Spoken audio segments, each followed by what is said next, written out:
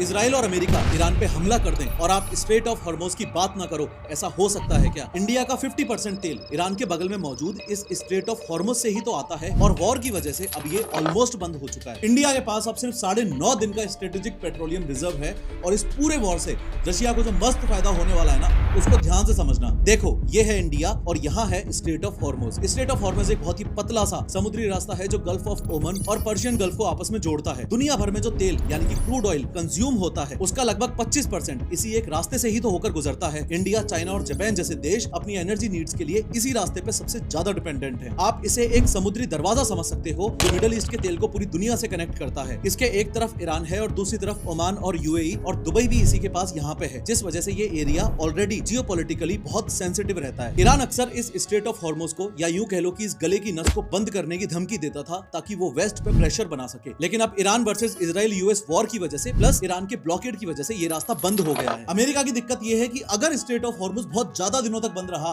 तो इंडिया और China Russia से और ज्यादा तेल खरीदेंगे और ट्रंप का दुश्मन पुतिन बिना कुछ किए ऑटोमेटिकली दुनिया का सबसे पावरफुल ऑयल सेलर बन जाएगा। यही जियोपॉलिटिक्स है। ईरान का खुद का तेल भी हॉर्मोज से जाता है, तो हॉर्मोज बंद करना उनके लिए सेल्फ डिस्ट्रक्शन था, इसलिए कभी फुली क्लोज नहीं किया था। लेकिन अब चूंकि अमेरिका ने उनका सुप्रीम लीडर खामेनेई ही मार दिया तो ईरान के पास अब खोने के लिए कुछ भी नहीं बचता। यही फैक्ट इस पूरे वॉर को और ज्यादा डेंजरस बनाता है।